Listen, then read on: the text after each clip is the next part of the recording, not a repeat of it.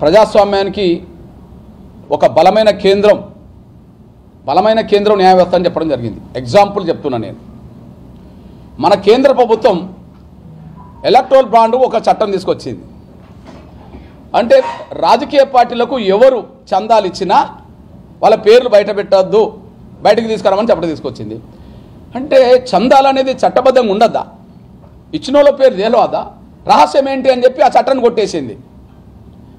అంటే చట్టసభలు ఏ నిర్ణయం తీసుకున్నా న్యాయ వ్యవస్థ సమర్థించదని, అది రాజ్యాంగ పరిధిలో, చట్టాల పరిధిలో, ప్రజల హక్కులను పరిరక్షించే పరిధిలో ఉందా లేదా అనే విషయం సమీక్ష చేసేది ఎవరు? న్యాయ వ్యవస్థ కదా. మరి అట్లాంటి న్యాయ వ్యవస్థకు అధిపతిగా ఉండబడే ప్రధాన న్యాయమూర్తి మీదనే సుప్రీంకోర్టులో దాడి జరిగితే ఇంతవరకు చట్టపరమైన చర్యలు ఏ వ్యవస్థ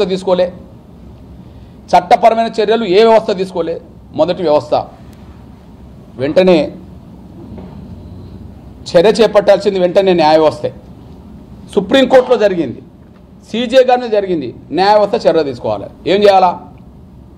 వెంటనే అతని మీద సుమోటో కేసు నమోదు చేయాలి. వెంటనే ఇది కోర్టు ధిక్కార నేరానికి పాల్పడ్డట్టే కదా. కోర్టు ధిక్కార నేరానికి పాల్పడ్డ అతని మీద వెంటనే సుమోటో కేసు నమోదు చేసి విచారణ చేయాలి కదా. 19 రోజులు దాటుతున్నా సుమోటో కేసు నమోదు కాలే. నేను అంటున్నా, అక్కడ సీజే స్థానంలో దళితుడు కాకపోతే ఇదే బూటు దాడి ఇంకొక సీజే మీదనో ఇంకో జడ్జి మీదనో దాడి చేస్తే సుమోటో కేసు నమోదు అయ్యేది కాదా? అందుకు సాక్ష్యం కూడా చెప్తున్నా. వారం రోజుల క్రితం ఒక సంఘటన జార్ఖండ్లో జరిగింది. జార్ఖండ్లో హైకోర్టులో జడ్జీలు ఒక కేసు విచారణ చేస్తున్న సమయంలో జడ్జికి లాయర్కు మధ్యలో వాగ్వివాదం జరిగింది. మీ న్యాయ వ్యవస్థ చేయబట్టే